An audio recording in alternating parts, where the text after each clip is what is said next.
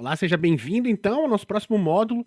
Vamos dar continuidade a essa base informativa a respeito de física, né? Física básica aplicada ao sistema biológico. A gente vai começar falando sobre inércia, gravidade e treino físico. Essa é uma abordagem extremamente importante, fundamental para que a gente possa entender os processos prescritivos de treino mais para frente. Algo que vai ser fundamental para a carreira de vocês. Então a gente vai explorar esses conceitos de inércia, gravidade, como eles impactam diretamente no treino físico, otimizando o desempenho e prevenindo as lesões também. Então vamos dar uma olhada a respeito de inércia. A inércia nada mais é do que a tendência de um corpo em repouso permanecer em repouso e um corpo em movimento continuar em movimento. Esse conceito é um conceito chave porque a inércia ela proporciona a realização de uma análise proporcional à massa do corpo. Quanto maior for a massa, maior será a inércia. Então isso é extremamente importante. Nós entramos no conceito agora de deslocamento de massas. Isso é fundamental no treinamento. A gente desloca a massa corporal, a gente desloca a massa de objetos, né? Como anilhas, barras, pastilhas de treino, né? Então, outros objetos que estão relacionados com isso. Então, a inércia é bem focada nessa definição, da tendência de um corpo, ele continuar em repouso, ou de que se ele estiver em movimento, ele continue em movimento. Para que nós possamos movimentar esse corpo que está em repouso, nós precisamos de energia, e para frenar esse corpo, nós precisamos de energia. Então, a relação entre inércia envolve diretamente o depósito, a inserção de energia no sistema para acelerar um corpo ou para frenar um corpo. Então, isso é extremamente básico e importante para que nós possamos ter um entendimento futuro da prescrição de treino.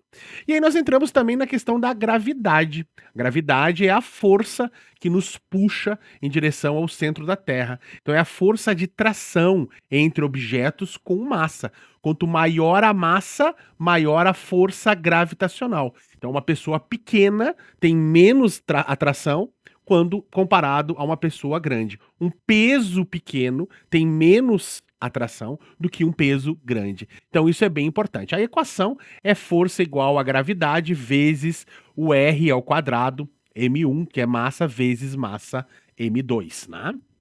Então, essa relação entre inércia e gravidade atua extremamente de maneira clara na parte de treinamento. A gravidade, então, ela atua como uma força para superar a inércia.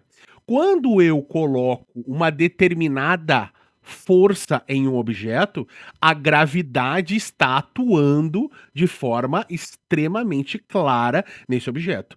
Tanto que, se eu levantar um objeto de forma completamente vertical, o efeito gravitacional é um. Se eu levantar esse objeto na versão diagonal, o efeito é outro. E se eu translocar ele na horizontal, o efeito é outro, porque a gravidade vai estar atuando sempre na maior magnitude quando nós temos a ação vertical e menos com relação ao deslocamento horizontal. Exemplos, então, quando a gente salta, a gente tem uma interação entre inércia e gravidade, a força muscular ela vence a inércia e também vence esse deslocamento dessa massa, que tem que ser levado em consideração o efeito gravitacional, porque a gravidade está travando, está puxando essa massa para o centro, porque o planeta é muito maior, tem uma massa muito maior do que a gente ou do que o peso que a gente levanta. Então, quanto maior for a distância levantada, também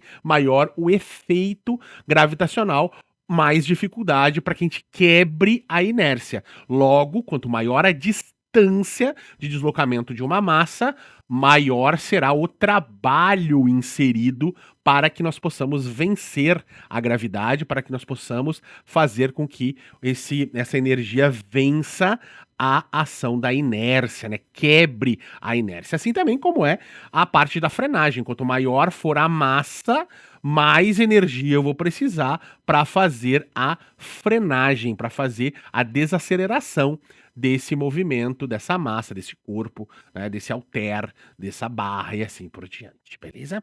Então vamos lá.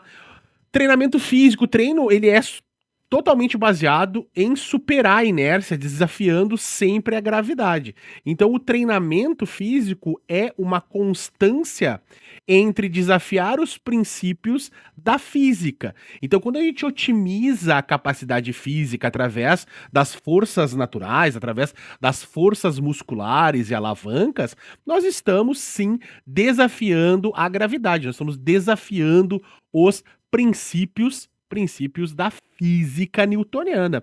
Então, quando a gente treina, a gente quer melhorar esses aspectos biológicos para aumentar a eficácia, a eficiência e a segurança do deslocamento dessas cargas, desse treino. Então, é muito importante que nós tenhamos esse conceito de que nós vamos otimizar a relação de enfrentamento da inércia, enfrentamento da gravidade e também melhorando os aspectos de frenagem, né? E tudo isso está diretamente relacionado com a quantidade de energia que nós estamos depositando nesse sistema. Então, o treino de força, ele vence a inércia. A força, ela permite os movimentos mais poderosos. Então, quando eu treino força, eu quero levantar uma carga X numa velocidade Y. Ou eu aumento essa carga, ou eu aumento essa velocidade, e aí eu aumento as respostas entrópicas, né?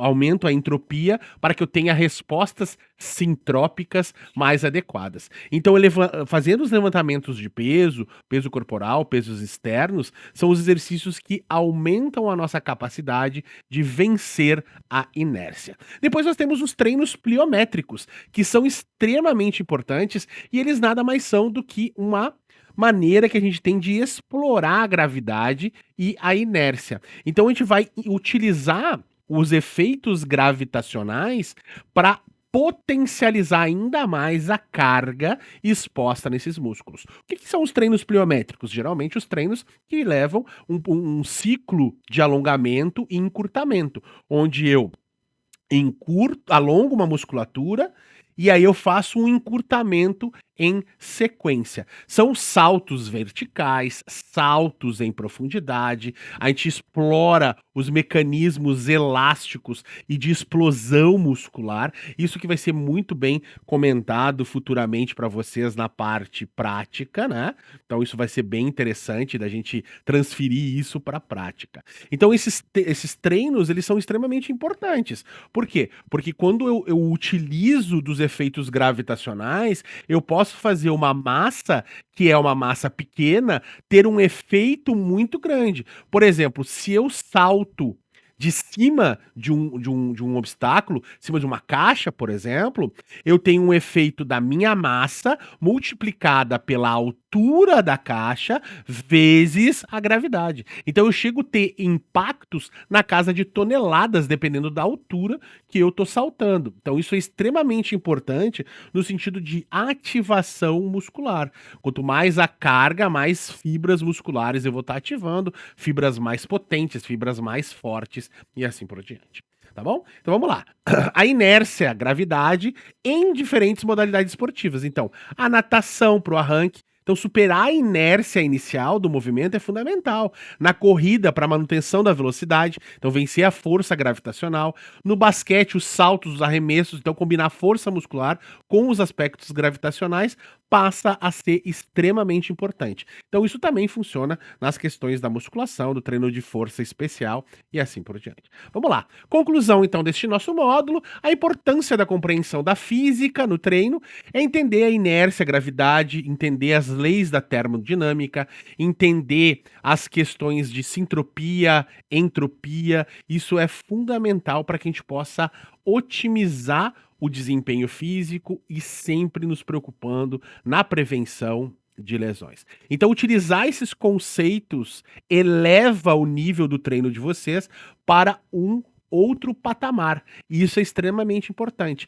Deixar de vivermos a ideia de que a educação física, o treino, ele é extremamente ou necessariamente empírico. Não, ele pode atuar diretamente com as modalidades científicas, tanto que nós estamos usando para esses módulos os conceitos da física básica para explicar os aspectos biológicos do treino. Então, vamos terminar essa parte mais conceitual, referente à física, e agora, no próximo módulo, nós vamos trabalhar outros aspectos. Vamos falar um pouquinho sobre anatomia e arquitetura muscular, de uma maneira bem num panorama compreensivo para todo mundo entender o que será que é arquitetura muscular aplicada ao treino, aplicada à reabilitação, aplicada ao desempenho físico. Vejo vocês no próximo módulo.